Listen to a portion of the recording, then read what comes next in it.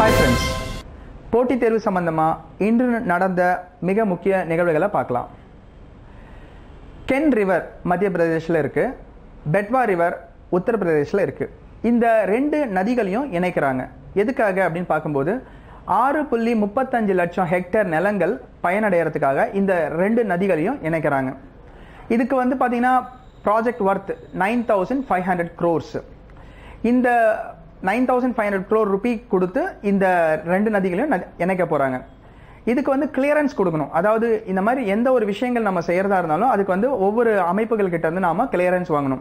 அதாவது environment department கிட்ட இருந்து, ஃபாரஸ்ட் டிபார்ட்மெண்ட் கிட்ட இருந்து, அது இல்லாமல் பார்த்தீங்கன்னா ட்ரைபல் கிளியரன்ஸ் டிபார்ட்மெண்ட் கிட்ட இருந்து வாங்கணும். ஸோ இந்த 3 டிபார்ட்மெண்ட்ஸும் பார்த்தீங்கன்னா இந்த நதியை இணைக்கிறதுக்கான ஒப்புதல் அளிச்சிருக்காங்க.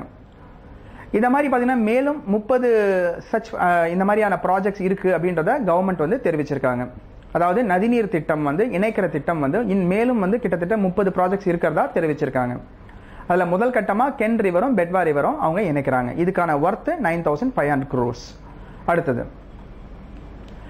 வைப்ரண்ட் குஜராத் 2017. வைப்ரண்ட் குஜராத் 2017 அதாவது என்னன்னா டெக்ஸ்டைல் இண்டஸ்ட்ரியில் பார்த்தீங்கன்னா இந்த வைப்ரண்ட் குஜராத்தில் பல முக்கியமான கம்பெனிஸ் சைன் பண்ணியிருக்காங்க. அதாவது குஜராத்தை பொறுத்த வரைக்கும் நம்ம டெக்ஸ்டைல் ஸ்டேட் ஆஃப் இந்தியான்னு சொல்லலாம். அதே மாதிரி மான்செஸ்டர் ஆஃப் ஈஸ்ட்னு சொல்லலாம். அதெல்லாம் பார்த்தீங்கன்னா டெனிம் கேபிட்டல் ஆஃப் இந்தியான்னு சொல்லலாம். அதாவது குஜராத் என்ற இந்த ஒரு மாநிலத்துக்கு நம்ம வேறு பெயர்களை பார்க்கும்போது textile state of India, Manchester of East, அப்புறம் டெனிம் கேபிட்டல் ஆஃப் இந்தியா, இந்த மாதிரி பல பேர்கள் இந்த குஜராத் மாநிலத்துக்கு நாம சொல்லலாம். இதில் பார்த்தீங்கன்னா டெக்ஸ்டைலில் குஜராத் தான் முதல் இடத்துல இருக்காங்க. இப்போ நடந்த வைப்ரண்ட் குஜராத் 2017 பார்த்தீங்கன்னா 8,835 கோடி ரூபாய்க்கான கையொப்பங்கள் நடந்திருக்கு. பராக் ஒபாமா பார்த்தீங்கன்னா பிரசிடென்ஷியல் மெடல் ஆஃப் ஃப்ரீடம் அப்படின்னு சொல்லி ஜோ பைடன், இவர் வைஸ் பிரசிடென்ட் ஜோ பைடனுக்கு இதை கொடுத்திருக்காரு.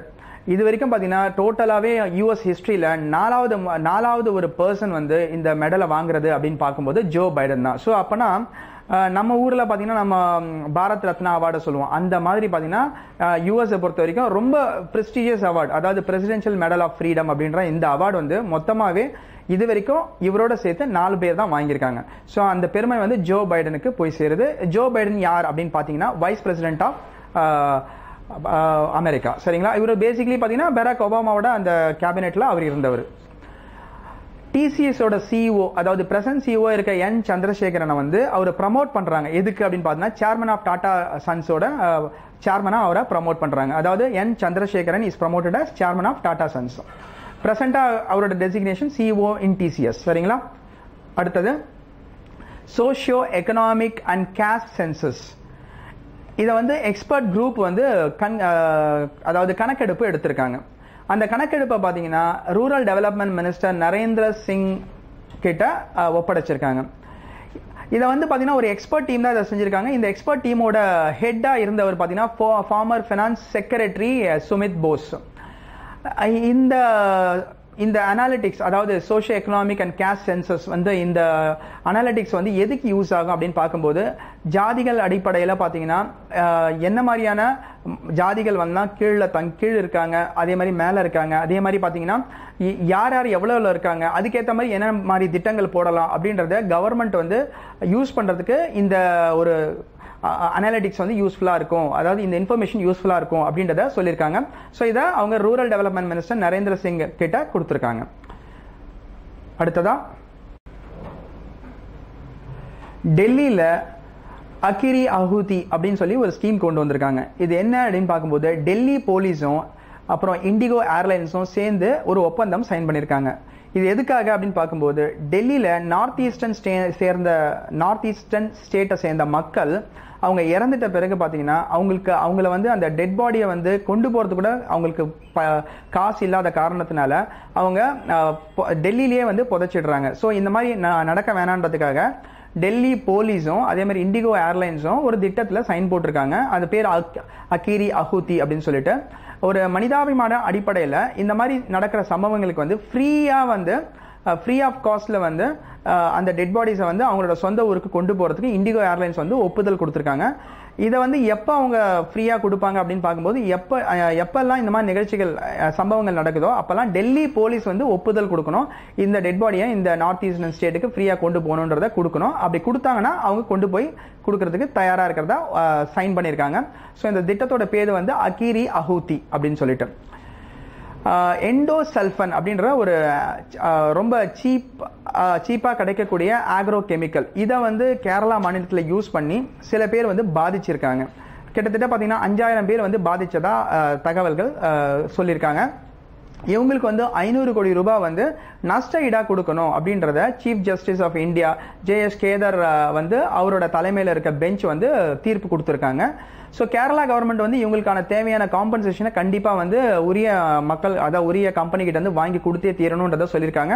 அது இல்லாமல் இந்த தீர்ப்பு பார்த்தீங்கன்னா கேரளா கவர்மெண்ட் வந்து 500 கோடி ரூபாய் வந்து இந்த பாதிக்கப்பட்ட 5000 மக்களுக்கு கொடுக்கணுன்றதை சொல்லியிருக்காங்க. அந்த கெமிக்கல் பேர் பார்த்தீங்கன்னா எண்டோசல்ஃபன்.